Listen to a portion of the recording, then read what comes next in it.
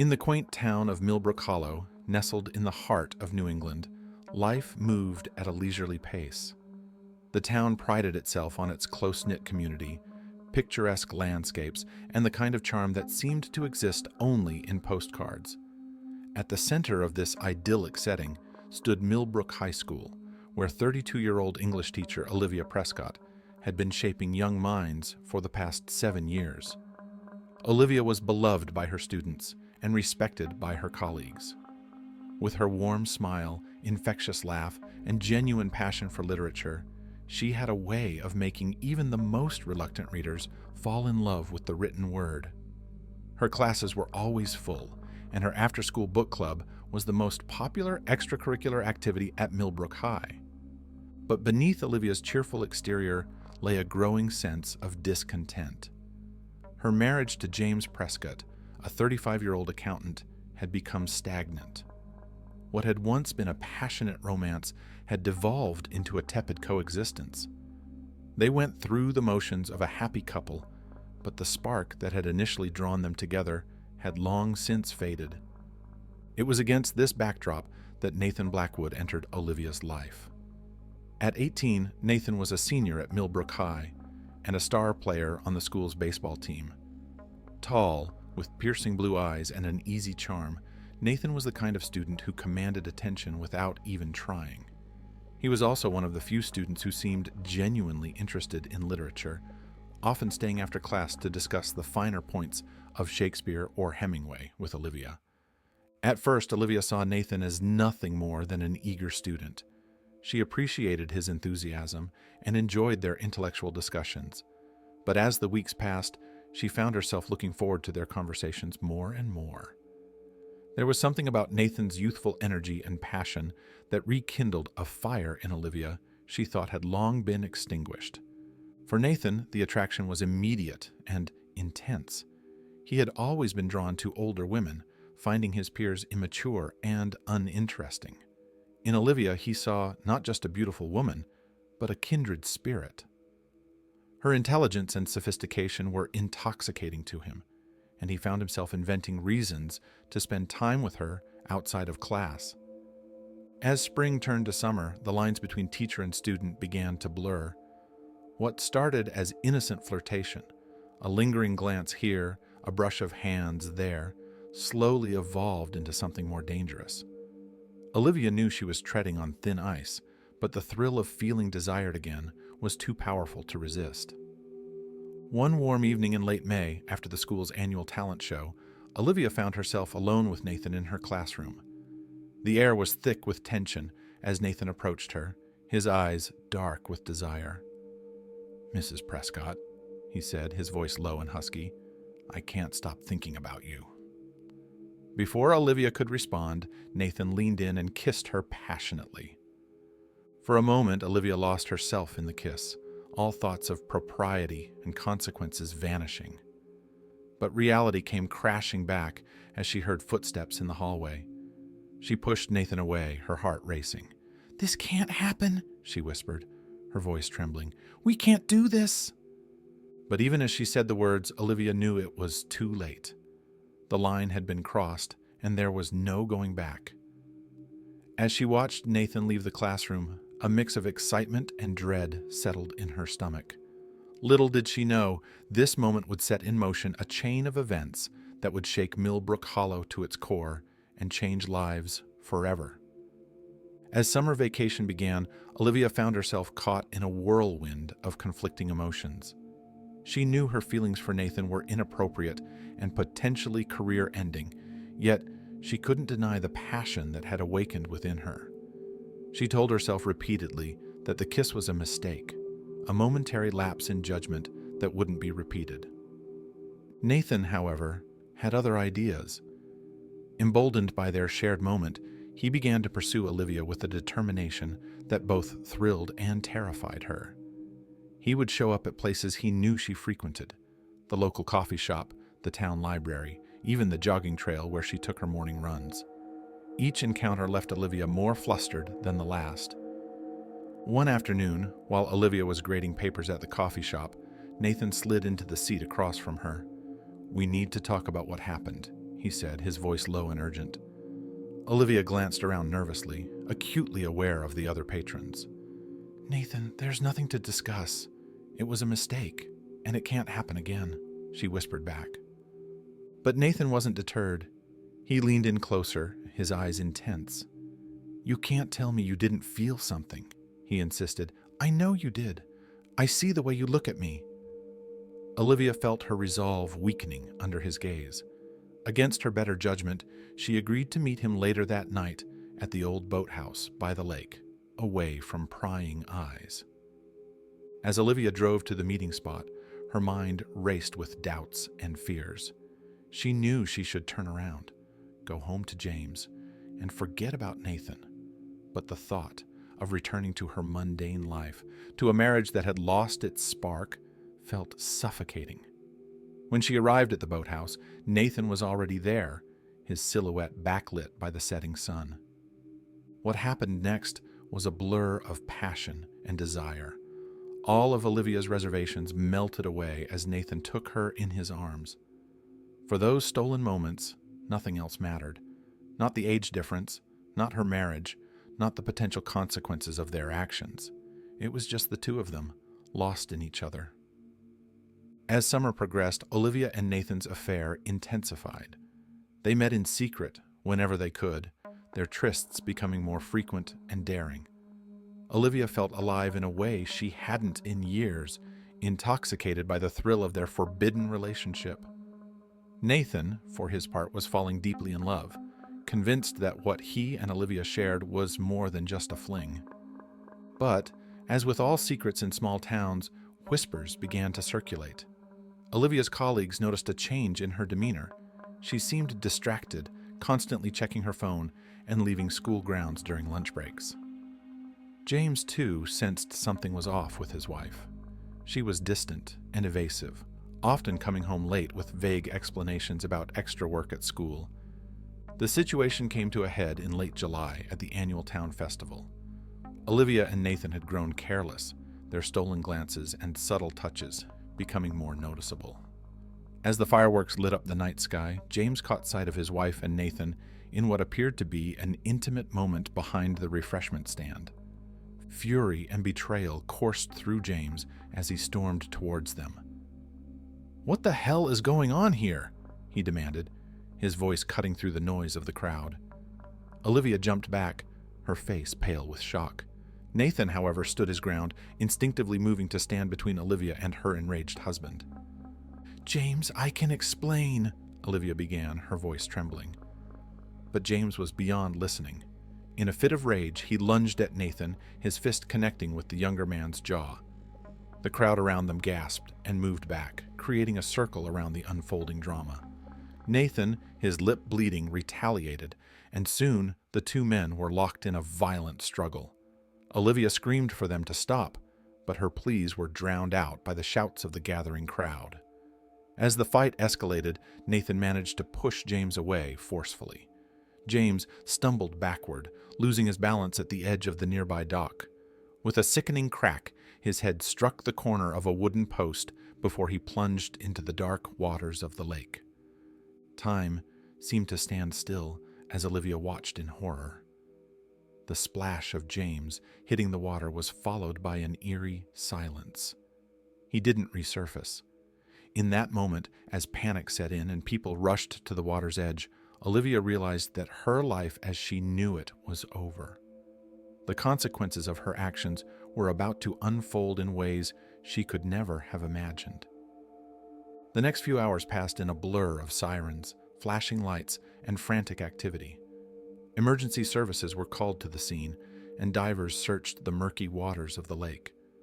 It was well past midnight when they finally recovered James's body. The official cause of death was determined to be drowning, but the head injury he sustained during the fall had rendered him unconscious, sealing his fate. As dawn broke over Millbrook Hollow, the news of James Prescott's death spread like wildfire. The idyllic town was plunged into a state of shock and disbelief. Olivia found herself at the center of a storm of gossip, suspicion, and barely concealed hostility. The truth about her affair with Nathan came out in bits and pieces, each revelation more scandalous than the last. Detective Elena Ramirez, a no-nonsense investigator from the county sheriff's office, was assigned to the case. She interviewed Olivia extensively, probing for inconsistencies in her story. Olivia, racked with guilt and fear, struggled to maintain her composure. "It was an accident," she insisted, her voice barely above a whisper. "We never meant for any of this to happen." Nathan, too, was questioned. His account of the events matched Olivia's, but Detective Ramirez sensed there was more to the story. She asked pointedly, "Did you push Mr. Prescott intentionally? Were you trying to get him out of the way?" Nathan vehemently denied the accusation, his eyes flashing with indignation. "It was self-defense," he claimed. "He attacked me first." As the investigation progressed, more details of Olivia and Nathan's affair came to light. Text messages were uncovered, witnesses came forward with accounts of seeing them together, and even a few compromising photos surfaced. The timeline of their relationship became a matter of intense scrutiny, with particular attention paid to when it had turned physical. The school board, under pressure from outraged parents, suspended Olivia pending a full investigation. Her colleagues, once friendly and supportive, now avoided her gaze in the grocery store or crossed the street to avoid talking to her. Nathan, who had just graduated, found his college scholarship rescinded as the university distanced itself from the scandal. Olivia's family was torn apart by the revelations. Her parents, pillars of the community, were devastated by their daughter's actions. They struggled to reconcile the Olivia they thought they knew with the woman at the center of this tragedy. Her younger sister, Emily, was perhaps the only one who stood by her side, offering a shoulder to cry on and a safe haven from the prying eyes of the town. As summer turned to fall, the case took an unexpected turn.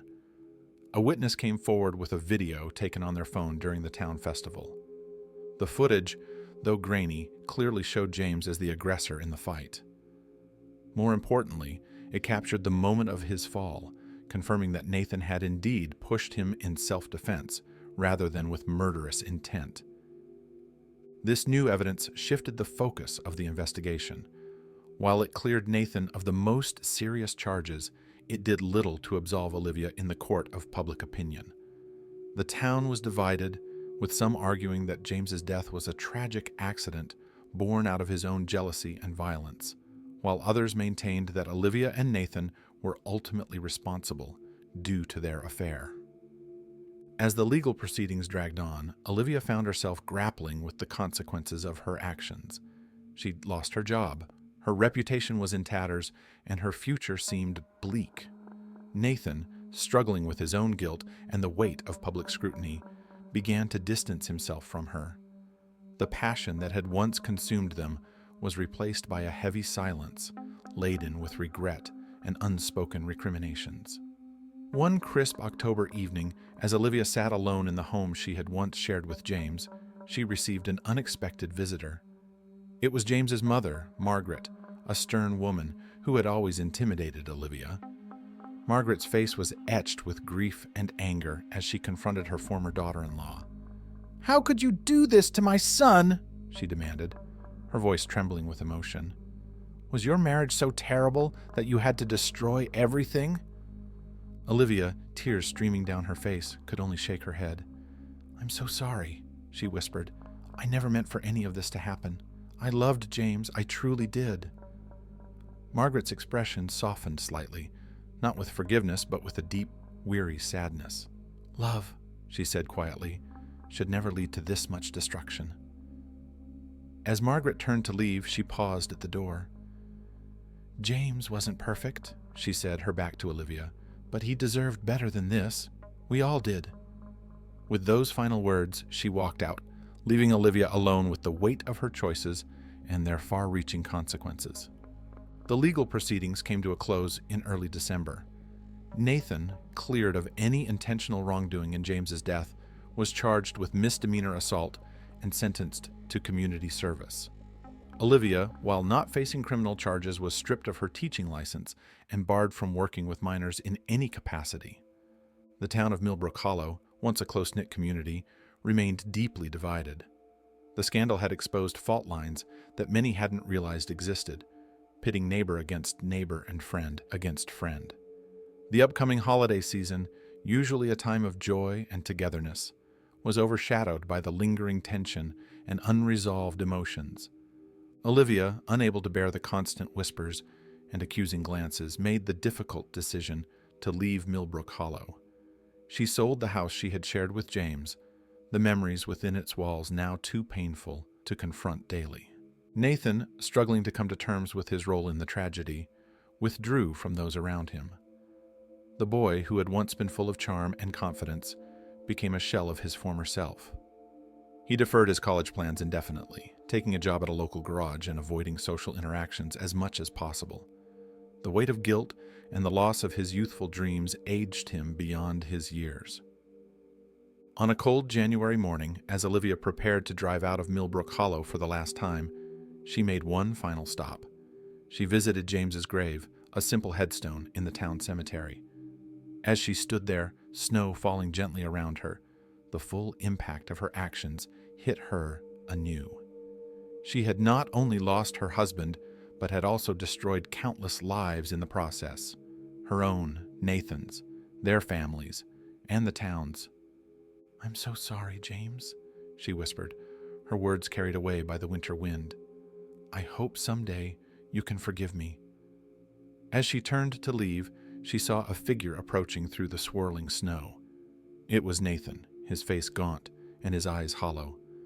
They stood in silence for a long moment, the gravity of all that had transpired hanging heavily between them. Finally, Nathan spoke, his voice hoarse. "I never meant for any of this to happen," he said. I thought we were in love." Olivia looked at him, seeing not the confident young man who had swept her off her feet, but a broken boy burdened by choices made too young. "Love isn't supposed to destroy, Nathan," she replied softly. "What we had, it wasn't love. It was selfishness and desire, and we both have to live with the consequences." As they parted ways, each heading towards an uncertain future, the truth of Olivia's words echoed in the silent cemetery.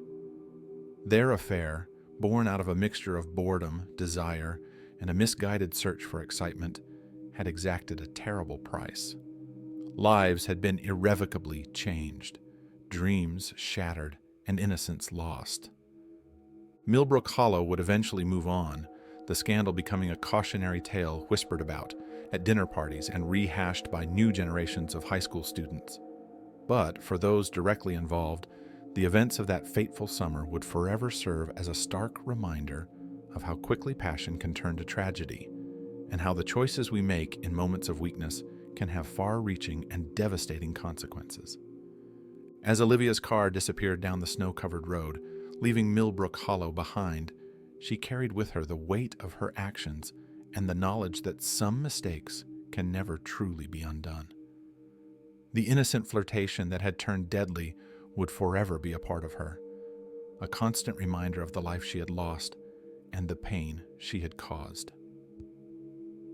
In the years that followed, Millbrook Hollow slowly healed, but it was never quite the same. The scandal had shattered the town's illusion of perfection, revealing the complex and often messy reality of human emotions and desires. It served as a somber reminder that even in the most idyllic of settings, darkness can lurk just beneath the surface, waiting for a moment of weakness to emerge and change lives forever.